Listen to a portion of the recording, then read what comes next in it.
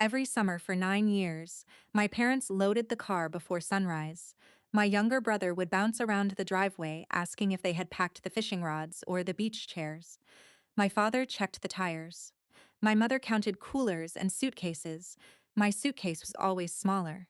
Not because I packed less, because I wasn't going with them. "We already talked about this," my mother would say. "You'll have much more fun with Aunt Linda."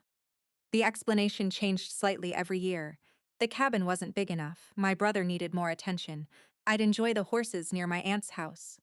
Next summer would be different. Next summer never came. When I was 9, I believed them. When I was 13, I stopped asking. By 16, I helped carry their luggage to the car. I even smiled when they drove away. My aunt lived 3 hours away in a quiet town where nothing remarkable ever happened. She never criticized my parents in front of me. She simply made space for me without pretending I wasn't there. She gave me my own key. She showed me how to cook because, as she said, everyone should know how to feed themselves. She helped me open my first bank account after I found a part-time job at the local grocery store. When I earned money, she never asked how I planned to spend it. She only asked whether I had a plan. Looking back, I think she knew something before I did. She knew I wasn't growing up inside my family. I was growing around it, back home. The vacation photos always appeared on the living room wall. My brother holding fish, my parents laughing beside lakes, birthday dinners that somehow happened while I was away. Nobody acted embarrassed. If relatives asked why I wasn't there, my mother answered so casually that people accepted it. Oh, she loves spending summers with her aunt. Eventually, I stopped correcting anyone. It was easier than explaining that enjoying something isn't the same as choosing it. During my senior year of high school, everyone talked about college. My parents assumed I'd attend the state university 40 minutes away. They never asked. They simply discussed it as though my future belonged to family scheduling. Meanwhile, I'd been quietly applying elsewhere. A university nearly 1,000 miles away offered me a scholarship that covered most tuition. Between savings from work, additional grants, and a campus job, it was possible, barely. I accepted without telling my parents. The only person who knew was Aunt Linda. When I showed her the acceptance letter, she looked at me for a long time before speaking. "Are you running away?" "No. What are you doing?" "I'm finally going somewhere I'm actually invited." She nodded once. "I thought that might be your answer." Graduation arrived on a warm afternoon in June. My parents clapped when my name was called. We smiled through photographs. Relatives hugged me. My mother kept talking about reorganizing my bedroom before college started in the fall. She had no idea there wouldn't be another night in that room.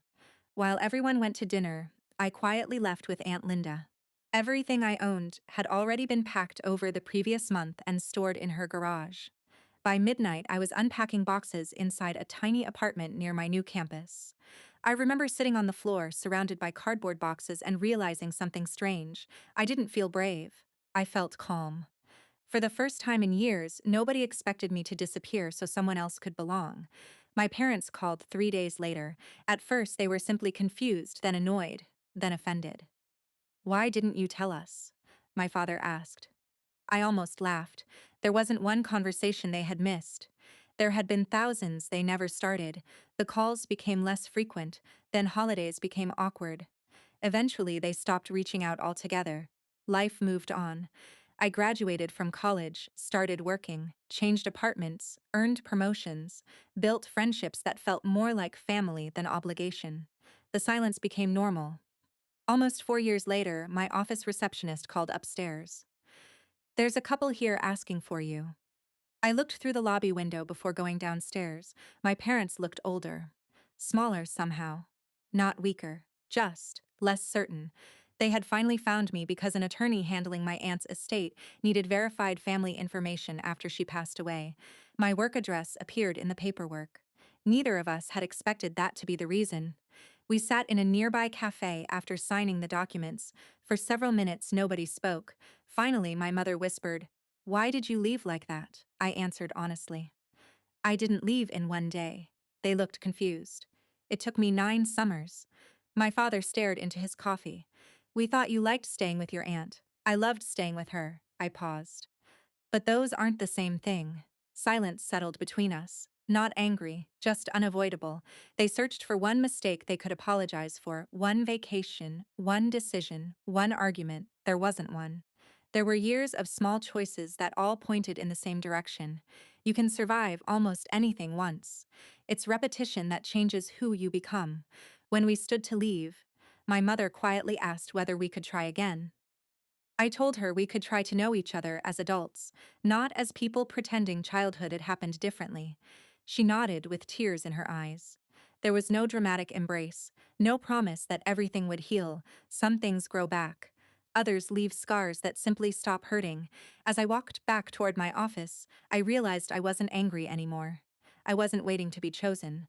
I already had been by myself.